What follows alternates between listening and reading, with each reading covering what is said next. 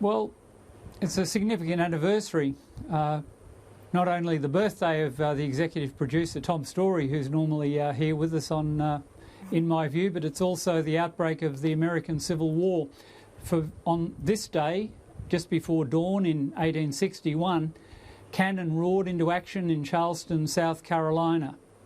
Local militia of the state of South Carolina attacked the federal garrison at Fort Sumter in Charleston Harbour. The American Civil War had begun. None of those clamouring for secession on one side or for the abolition of slavery on the other could have imagined the slaughter that ensued. 624,000 Americans died during that gruesome struggle to determine whether, in the words of that great statesman Abraham Lincoln, any nation so conceived could long endure. Well, endure it did, and it went on to become a superpower, briefly enjoying a unipolar moment as the unrivalled global hegemon. Today, it faces a different threat, but yet again on its own soil. Today, there are no armed troops threatening to lay siege to Washington, nor are there smouldering ruins of towers destroyed by terrorists. No, rather today an invisible virus is killing thousands of Americans every day. For the first time since that April morning over 150 years ago, the cohesion and strength of the United States is being attacked by an invisible enemy within its own borders. Even before COVID-19 escaped from the wet markets in Wuhan, the global system, underwritten by American economic and military power, was being challenged by China. To the Trump haters and the haters of the United States more generally, be careful what you wish for. History does not take vacations. Australia needs the United States to emerge from this crisis intact and confident.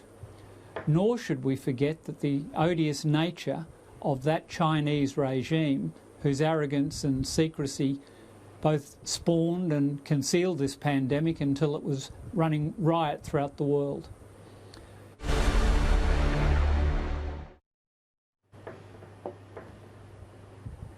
Well, Antoinette, you're a notorious Donald Trump supporter. What's your prognosis for the United States on the other side of this virus? Do you see them emerging as a global leader, or do you think they will have ceded hegemony to China? Have you seen me wearing my MAGA hat on the weekend, Catherine? Is that where you've deduced my position? Please put it on Instagram. I've got to see it. Look, firstly, it absolutely shocks and saddens me, the images that are coming out of New York, the mass graves. The impact is unparalleled. I mean, now the United States has the most victims to the pandemic, and the worst is yet to come. But I would say that we need both a strong United States as a military and political ally, as we do a strong China for the economic benefit. But I think the tide is beginning to turn in terms of public opinion against Trump. A poll out this week showed approval ratings have slumped, and that's in direct response to his perceived handling of the pandemic. And as I mentioned earlier, the worst is yet to come. So how that plays out in the November election is yet to be seen. But I don't think it's going to go well for him. Yeah, it seems that his response has been a bit laggard, certainly, and there was a good piece in The Australian over the weekend by Cameron Stewart, who's a very solid analyst on the United States.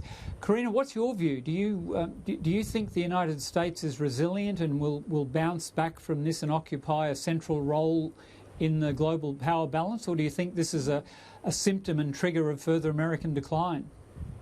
Well, let's certainly hope so. The US is our country's biggest investor, and to some extent our economic fortunes are intertwined with theirs. But Donald Trump said that just 2 weeks ago that their country would be open for business over this Easter weekend, and on Good Friday he announced that they wouldn't be opening up again until they were once more healthy. You know, they have had, as Antoinette said, such a significant number of deaths, and the real difference is that our country took action early, and as a result we haven't had the same devastation. But it is great news that the curve is flattening now in the US. The question will be whether they will, I suppose, have the fortitude to not become complacent. They've got summer coming up, which is great for them, but they can't become complacent because there could certainly be a second outbreak. But it's interesting, Catherine, traditionally... Yeah, well, Catherine, I might go somewhere a bit different on this. I think just the dynamic, but more about the dynamic between China and the US now. And I find that to be one of the most worrying things about this, but it's obviously incredibly interesting as well. And firstly, on the China front, you know, a lot of the nonsense that's being spoken about somehow this was done by the Chinese, and you know, like, look, this has been really bad for China. I mean, it has hurt their economy. They're massively trying to get back on the front foot in terms of their relations with nations around the world. And there's this huge backlash about, you know, sourcing stuff. We're just talking about sourcing product from China in the future. So that's bad for their economy, bad for Australia. The other side of the equation, you've got the United States, who probably going to wear a pretty big impact here because they're a democracy. They don't get to do the things that a Chinese Communist Party can do in China to lock a place down. So they will be hit hard. But I've got to tell you, the Americans in high places, and not just in politics, but in, you know, supposedly sober, sensible people in the financial markets, are out for revenge. And you know, there's a lot of talk about reparations. There's a lot of talk about reneging on the debt that China holds in US Treasury paper. And you know, you just wonder where this all goes to ultimately. I hope it doesn't lead to armed conflict. I'd agree with you. Look, I think the reparations argument's nonsense, to be honest, and I hasten to add, I distance myself entirely from the conspiracy theories that this was a deliberate germ attack. I think that's just nonsense from the dark web. And well, it's so destructive. Do you want to respond to Cam? Oh, I was just going to say... Do you want to respond?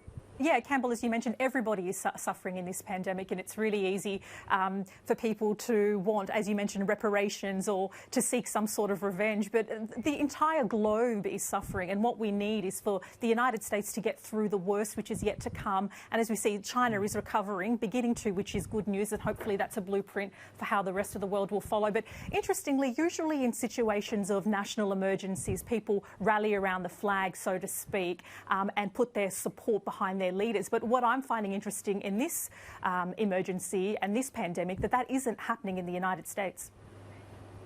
What I find interesting is that there are Chinese citizens themselves who are calling on their government to provide reparation for loss of life of their family members.